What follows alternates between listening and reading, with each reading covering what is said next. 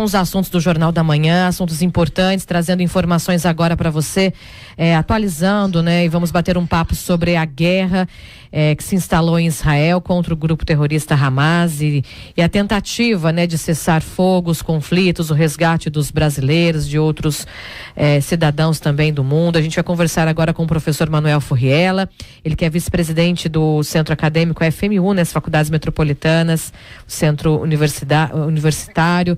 E também especialista em Direito Internacional. Professor, muito bom dia, obrigada pela sua presença mais uma vez aqui na bancada do Jornal da Manhã, da Rádio Máxima FM, falando para todo o Vale do Paraíba, também pelo nosso canal do YouTube, né, pelos internautas. A gente vem acompanhando, professor, essa tentativa de cessar fogo, né, desse conflito, e foi fracassado o relatório e o texto dos Estados Unidos, né, nessa tentativa. Eu queria que o senhor pudesse abrir esse bate-papo comentando sobre isso, para que a gente pudesse já aprofundar se há uma luz, né, para esse cessar-fogo, para a paz naquela região. O que a gente pode observar neste momento da tentativa dos países, né, do bloco internacional, de como os países estão lidando com tudo isso, o Brasil propriamente, que tem tentado também mediar esse conflito. Bom dia. Bom dia, agradeço o convite. Realmente esse conflito, infelizmente, ele ainda vai continuar por bastante tempo. Né? Você não tem um encaminhamento simples para essa questão complexa. Então, o Hamas organizou um ataque terrorista enorme, mantém ainda mais de 100 civis sequestrados, inclusive crianças, a gente tem acompanhado, não é? E pelo direito internacional, Israel tem um direito de resposta, e além do direito de resposta, também tem que tentar se organizar para desmontar esse grupo terrorista, desmantelar. Então esse é um grande desafio. E ele tem que organizar isso num pequeno território, né? A gente ouve falar muito da faixa de Gaza, só para a gente dimensionar um pouco, aquele território inteiro, onde moram mais de 2 milhões de pessoas, ele é equivalente a alguns bairros aqui da cidade de São Paulo. A gente sabe que a cidade de São Paulo é enorme, mas mesmo assim, né, não dá para a gente imaginar que um território é grande pegando 2, 3 bairros daqui, né? Então, obviamente que não é. E aí o que acontece? Organizar esta resposta ao Hamas, que é esse grupo que fica lá, organizar o seu desmantelamento somente com ataques cirúrgicos, provavelmente não vai solucionar esse tipo de encaminhamento. Então a incursão por terra de tropas é muito provável, não é decidida ainda, mas é muito provável, e aí a quantidade de vítimas vai subir muito, já que estão por lá os civis, e nessa quantidade já que eu mencionei a vocês, muito grande, mais de 2 milhões de pessoas. O papel do Brasil tem sido muito importante, ele preside o Conselho de Segurança da ONU agora pelo mês de outubro, só para a gente explicar um pouquinho aqui aos ouvintes, né, e o pessoal que assiste a gente, que o Conselho de Segurança da ONU, ele é o órgão mais importante que as Nações Unidas têm, e pelo nome que tem, ele que trata das questões que envolvem segurança internacional. Ele pode tomar decisões, inclusive, que a gente chama de resoluções. Decisões importantes, só para a gente dar alguns exemplos. Foi o Conselho que decidiu que a ONU enviaria tropas para o Haiti. Não pode mandar tropas para um país. Pode aplicar sanções, como aplica lá com a Coreia do Norte. Então, tem sim poder. Tá? Qual é a dificuldade que a gente tem? É que, apesar de serem 15 integrantes, 10 são temporários, né, como é o caso do Brasil, e votam, tem 5 que são permanentes, e além de votar, tem direito de vetar, mesmo que os outros 14 aprovem alguma coisa, que foi o que aconteceu agora esses dias. Então o Brasil propôs ao Conselho um encaminhamento muito bom do conflito, prestigiando principalmente a proteção aos civis, não negando o direito de Israel responder. Israel foi atacado, né? Não precisa nem discutir esse tipo de ponto.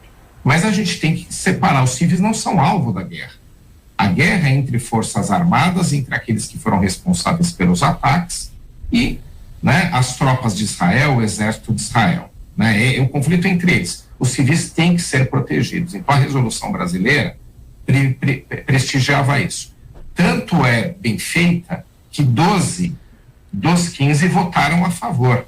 A gente teve duas abstenções, 2 que não votaram nem a favor nem contra, E, principalmente, a gente teve o veto dos Estados Unidos. E, como eu falei, se um desses 5 permanentes quiser vetar, a decisão não é implementada. Então, essa é a situação que estamos. Mas o que também temos de importante é que as Nações Unidas, elas não desistiram de tentar um novo encaminhamento. Então, acho que é importante que a comunidade internacional está envolvida, está dando atenção a essa questão.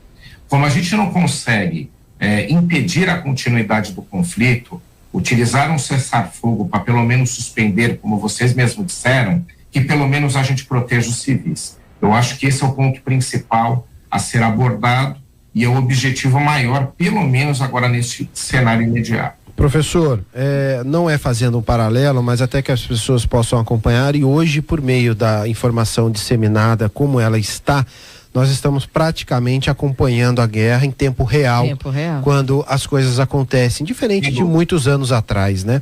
E isso faz com que a guerra pareça que está acontecendo ao nosso lado, né? Na nossa cidade vizinha, porque tamanha a proximidade. E com a globalização nós temos relatos de muitos brasileiros que moram, que vivem, que têm parentes.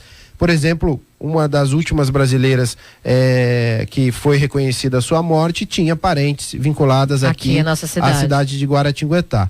Então, mas em 2 anos atrás, ou 1 ano e meio atrás, nós tivemos o início do conflito entre Rússia e Ucrânia.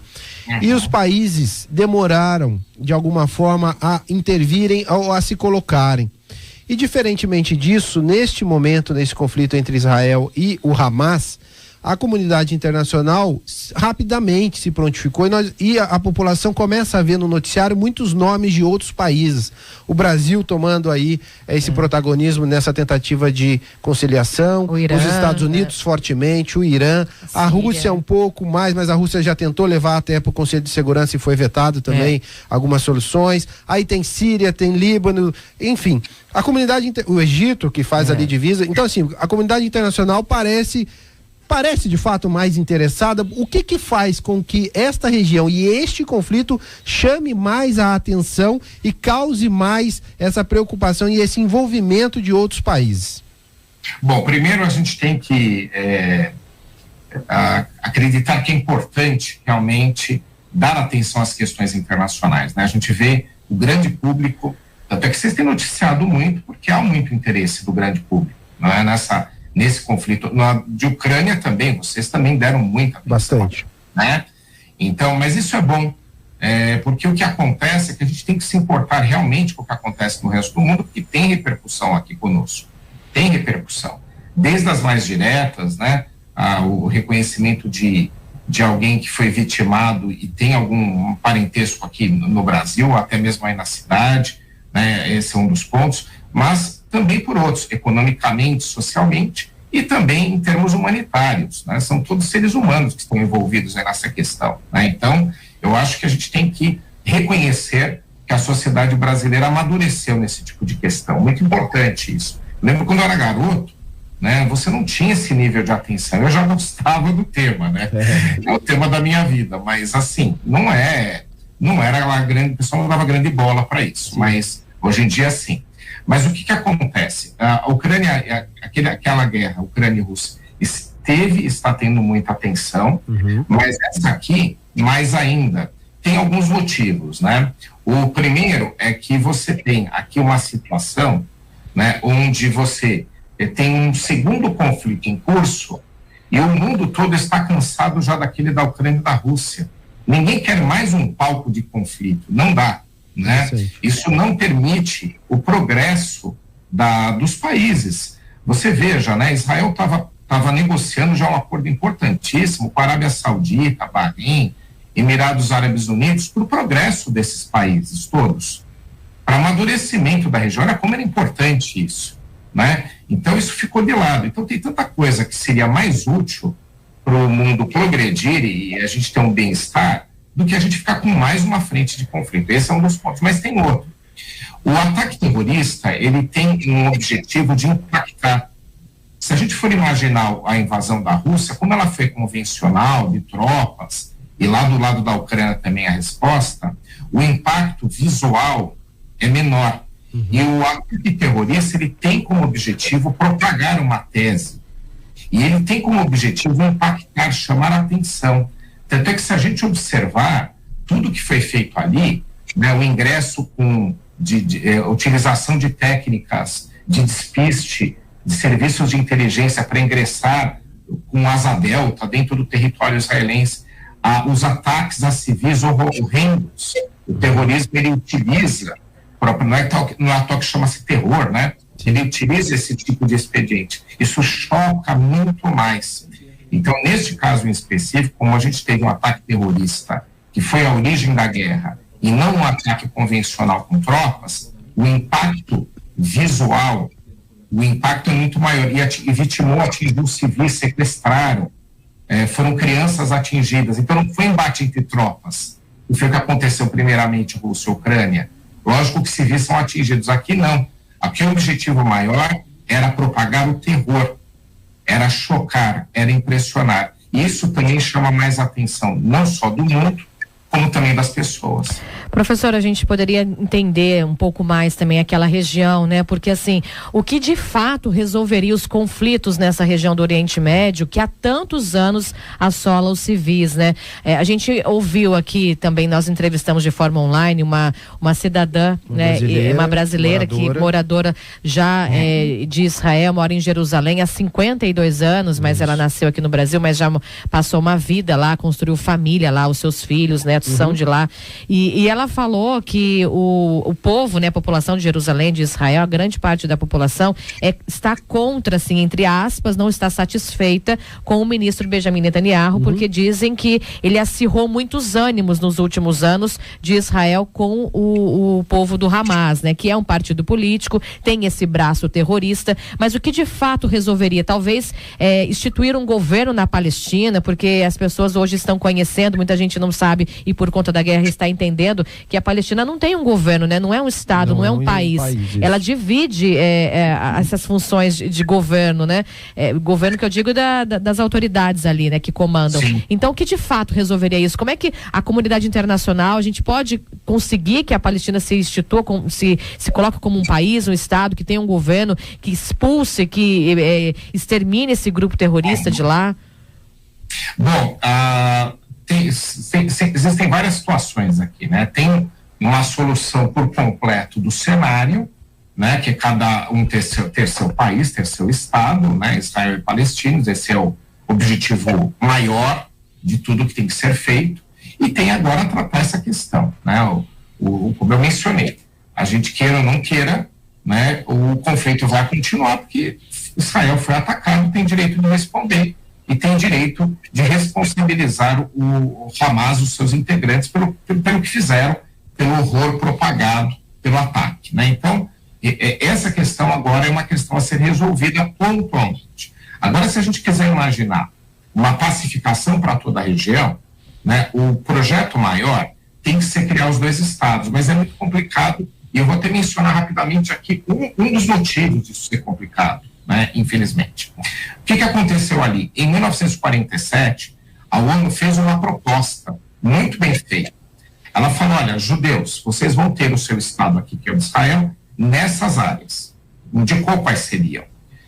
Palestinos, vocês vão criar a Palestina, o seu país, o seu estado, nestas áreas. Aí como fica Jerusalém? É uma terra santa, a gente sabe disso, para as principais religiões monoteístas, inclusive para o cristianismo. Tá? O que acontece? Vamos internacionalizar a cidade. A ONU administra. A gente põe uma gestão internacional por uma importância que tem para a humanidade, inclusive. Pronto.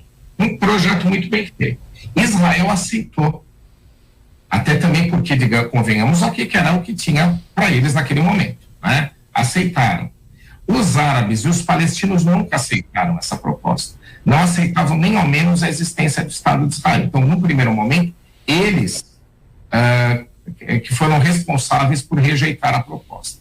Depois, Israel, sempre tendo a proposta rejeitada e sendo atacado por vários países da região numa guerra em 1967 e outra em 73, e ganhando uma guerra dos dois, além de se sentir afrontado e não reconhecido, também viu que tinha força, não só para ficar porque a ONU disse que ficaria, como também para conquistar outras áreas. Pronto. Aí você já imagina, mas assim, de ninguém ter razão, tá? Nessa análise que eu estou fazendo. Óbvio que tem muitas outras coisas que aconteceram, mas eu só estou dando aqui 2 exemplos para a gente mostrar como é difícil, tá? Agora, o que todo mundo ali tem que entender é que tem que ceder. Né? Eu acredito que voltar à proposta da ONU é o caminho. Israel vai perder territórios? Vai, mas é uma negociação. Os palestinos vão perder também, não vão ter tudo que querem? Não vão. Jerusalém não pode ficar para nenhum deles? Não, fica internacional. Apesar de ser complexo, eu acho que se você consegue chegar à paz e cada um terá o seu território, mesmo que não seja o ideal, porque o ideal nunca vai ser para ninguém no mundo, eu acho que assim seria o melhor dos encaminhamentos. E Israel sendo reconhecido como Estado, porque daí também facilita muito, porque daí também perde o argumento de ter que ficar pegando outros territórios, entendendo para um acordo, e os palestinos entendendo que Israel tem que existir também, né? Então, eu acho que, simplificadamente falando, esse é o encaminhamento ideal. Chegar nisso é complexo, dei até dois cenários aqui para vocês entenderem, mas esse eu acho que é o melhor objetivo, a melhor forma da gente tocar e conduzir para resolver a questão dos estados. Agora, os conflitos, a questão de justiça, gente, infelizmente vai sendo tratado pontualmente. Esse Hamas, ele tem que se responsabilizar. Para a gente encerrar logo mais, professor, partindo já para o fim da entrevista, muito se foi comentado, inclusive na internet, que as pessoas acabam que politizando um assunto tão sério, né, de guerra, e aí já surgiu a questão de políticos que apoiam o Hamas no Brasil, do Brasil não adotar a classificação do grupo terrorista, né, de grupo terrorista ao se referir ao Hamas. Como é que o senhor acha que isso deve ser isso deve ser tratado, né? E o que as pessoas precisam entender, né? De fato, é necessário o Brasil reconhecer o Hamas como um grupo terrorista? Isso atrapalha a negociação? Acho que não atrapalha. No caso do Brasil, não atrapalha, né? A gente pode debater aqui se deve ou não deve. O que acontece, né?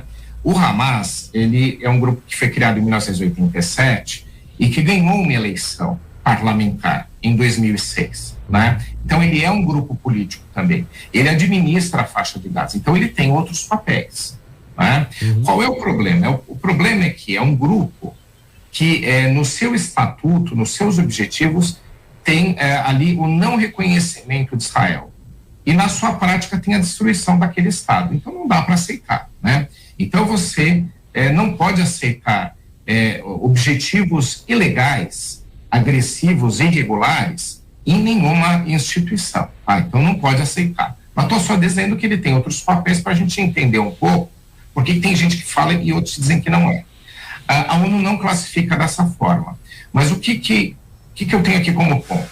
Ele tem objetivos ilegais, já mencionei quais são, e pratica terrorismo em menor escala no passado e em enorme escala este ano, dos maiores ataques terroristas da história contemporânea. A gente não tem a dúvida, dá para jogar lá na classificação junto com 11 de setembro, tá na mesma turma, né? O que a gente tem aqui nessa situação? Se ele pratica atos terroristas, ele tem que ser condenado.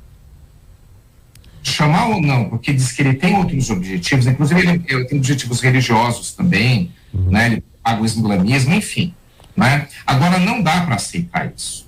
Tá? Então o Brasil tem que condenar o ataque terrorista, sim, tem que reconhecer que foi Hamas que fez esse ataque terrorista, sim, e tem que reconhecer, quer reconhecer como grupo terrorista ou não é outra história.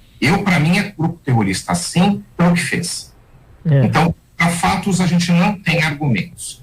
E aí também outra situação.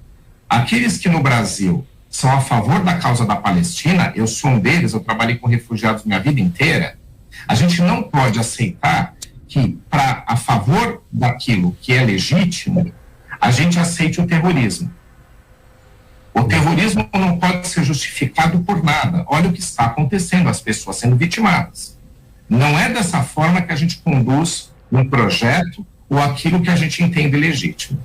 O terrorismo é crime internacional, é crime pela lei brasileira e traz sofrimento às pessoas. Ele é inaceitável, independentemente de quem pratica. A causa nobre não se confunde com essa prática terrorista. Isso a gente tem que separar. É dessa forma que eu imagino que a gente tem que tratar essa questão. E a gente às vezes para pensar, né, nessa questão dos ataques e de todo o terror que esse grupo vem causando na região. Como que eles têm esse tipo de armamento, né? Que tipo de financiamento esse grupo consegue e a que ponto chegamos, né, professor? Sim, a gente sabe quem financia, tá? Você tem pessoas que têm muitos recursos econômicos, grandes milionários, bilionários, que imaginam erradamente, tá, no meu ponto de vista, de que patrocinar esse tipo de situação ajuda a causa. Você tem isso também, tá? Você tem aqueles que são contra os interesses israelenses e americanos e também vão lá patrocinar. Então você tem essas fontes. E existem acusações a serem provadas, né, contra países, contra estados. Irã é o mais acusado deles, porque está sempre apoiando o Hamas e é um país de muitos recursos. Mesmo ele estando sob sanções da ONU, o Irã é uma grande potência regional. Militarmente falando, inclusive tem um orçamento maior do que Israel em termos de investimentos militares, tá? Então é um estado de muitos recursos.